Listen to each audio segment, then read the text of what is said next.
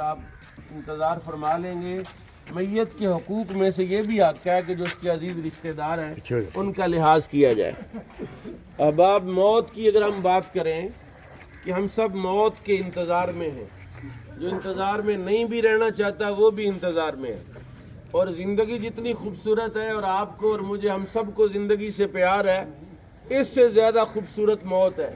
لیکن مومن کے لیے، کافر کے لیے موت ایک خوفناک چیز ہے، دردناک چیز ہے، کربناک چیز ہے، جبکہ موت مومن کے لیے امام الانبیاء صلی اللہ تعالی علیہ وسلم کا ارشاد ہے، الموت تحفۃ المؤمن، موت مومن کے لیے تحفہ ہے۔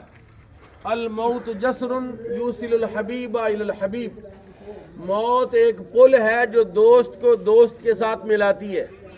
شرط یہ ہے کہ آپ اللہ کے دوست ہوں اور آپ اللہ سے دوستی لگائیں، اور آپ پر واجب ہے کہ آپ اللہ سے دوستی کریں۔ اس اللہ سے دوستی کرنی ہے جو 70 ماؤں سے زیادہ آپ سے پیار کرتا ہے۔ اس اللہ سے دوستی کرنی ہے جو آپ کی تمام خطاؤں، تمام کوتاہیوں اور تمام سستیوں کو نظر انداز کر کے بھی اپنے رزق میں کبھی کمی نہیں کرتا، کبھی عزت میں کمی نہیں کرتا، کبھی صحت تندرستی میں کمی نہیں کرتا۔ اور وہ اگر کبھی دکھ دیتا ہے، درد دیتا ہے، بیماری دیتا ہے، تو وہ تمہارے گناہوں کا کفارہ بنتا ہے، تمہارا رب کے قرب ہونے کا، قریب ہونے کا ذریعہ اور باعث بنتا ہے۔ نبی کائنات امام الانبیاء صلی اللہ تعالی علیہ وسلم کی محبوبہ بیوی سیدہ عائشہ صدیقہ رضی اللہ تعالی عنہ ام المومنین، آپ فرماتی ہیں اگر مرنے سے پہلے کوئی بندہ بیمار ہو جاتا، اس کی جان ذرا مشکل سے نکلتی، تو میں سمجھتی پاپی یا گناہگار ہے، اس کو گناہوں کی سزا مل رہی ہے۔ میرا یہ نظریہ تھا کہ ابھی جان نہیں نکل رہی، غرغرائے موت میں مبتلا ہے، سورہ یاسین پڑھو، کوئی صدقہ خیرات دو، کوئی اللہ والے کو بلاؤ، کو نگاہ کرے۔ آپ فرماتی ہیں میں سمجھتی تھی یہ گناہگار ہے، پاپی ہے، بد کردار ہے، اس لیے اس کو سزا مل رہی ہے۔ لیکن جب نبی کائنات امام الانبیاء صلی اللہ تعالی وسلم کا آخری وقت آیا تو آپ کہتی ہیں ان کا سر انور میری گود میں تھا۔ جب نبی پاک صلی اللہ علیہ وسلم کی آخری گھڑیاں تھیں، ان کا سر میری گود میں تھا۔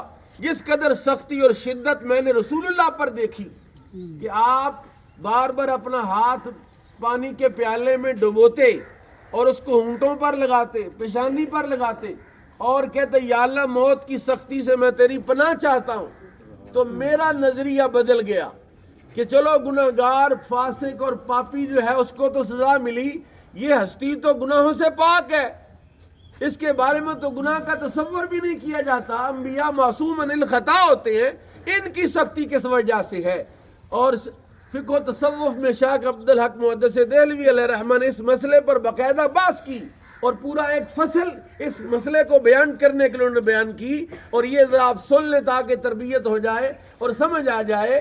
آپ کہتے ہیں جب کسی بندے کے بارے میں اللہ تعالیٰ کی تقدیر میں لکھا ہو کہ اس بندے کو جنت میں فلاں مقام ملنا ہے، وہ اپنے معروضی حالات کی وجہ سے، وہ اپنے دوستوں اور اپنے ماحول کی وجہ سے اس مقام تک نہ پہنچ سکے، اپنی کوتاہی اور کمی کی وجہ سے وہاں تک نہ پہنچ سکے، اللہ تعالیٰ موت کے وقت اسے سختی دے کر آخری وقت میں اسے تکلیف میں مبتلا کر کے اس مقام تک پہنچا دیتا ہے۔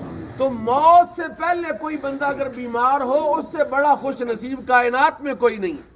آپ جانتے ہیں یہ مسئلہ پلے باندھ لیجئے کہ میرے آقا و مولا نے ارشاد فرمایا یا اللہ اچانک موت سے میں تیری پناہ مانگتا ہوں۔ اچانک موت آ گئی، ٹرک کے نیچے آ گیا، ایکسیڈنٹ ہو گیا، ہارٹ اٹیک ہو گیا، اچانک سانس بند ہو گئی، اور بھئی اس لیے پناہ مانگی امام الانبیاء صلی اللہ علیہ وسلم نے کہ توبہ کا موقع نہیں ملا، اللہ کا ذکر اور اللہ کا نام زبان پر جاری نہیں ہوا۔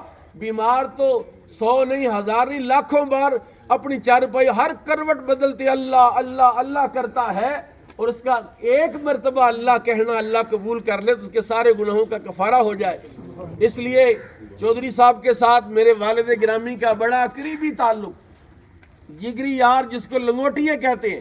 میں نارووال سے صرف اس رشتے کو نبھانے کے لیے آیا کہ ابا جی جب بھی کبھی ملاقات، یعنی ابا جی نہیں ہیں گھر، کدھر ہوں گے؟ بلوک ڈھانے ہوں گے، چوری ساکھ دے ڈیرے ہوں گے۔ تو یہ ایک تعلق ہے درینہ اور اس وجہ سے ہم سارے ہر ایک کسی نہ کسی تعلق کی وجہ سے آیا ہے، لیکن سب سے بڑا تعلق تو اسلام کا اور مسلمانی کا تعلق ہے، اور اسلام اور مسلمانی کے تعلق کو سماعت کیجئے اور ایمان تازہ کیجئے۔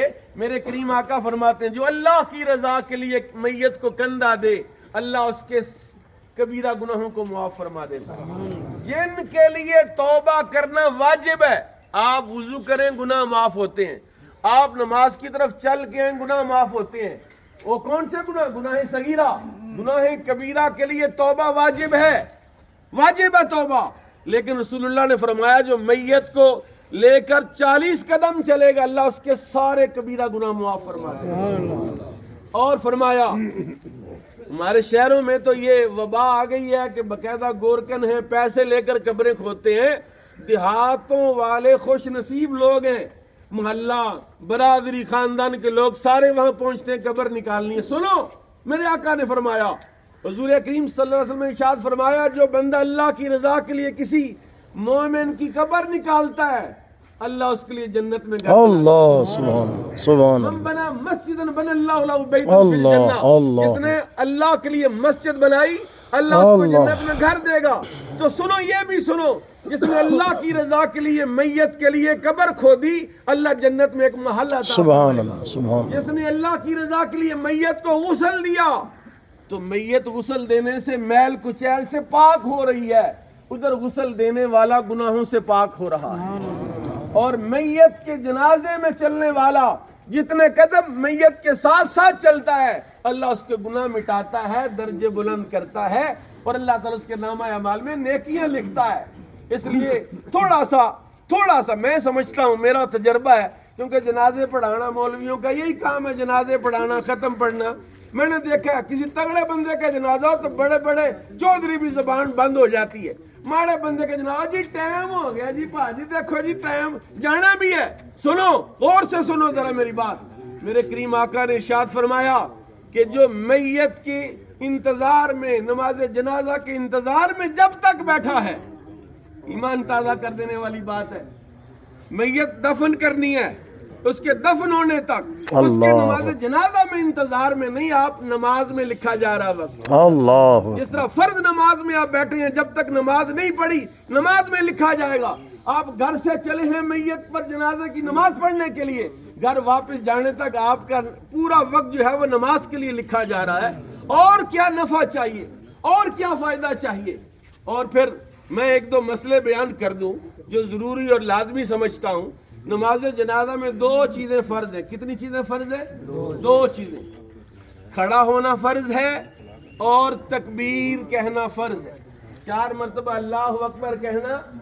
یہ جو دعائیں پڑھی جاتی ہیں، پہلی تکبیر کے بعد ثنا پڑھی جاتی ہے سبحانک اللہم وبحمدک، اگر کسی کو نہیں آتی تو نماز جنازہ نہیں ہوگی۔ میں نے کئی مرتبہ علماء کو یہ کہتے سنا ہے، وہ بڑی سخت باتیں کہتے ہیں ہمارے لوگوں سے، کیوں نہیں جنازہ آتی، تم دھوکہ کرتے ہو، فراڈ کرتے ہو، جنازہ نہیں آتا۔ سنو، جنازہ میں دو چیزیں فرض ہیں۔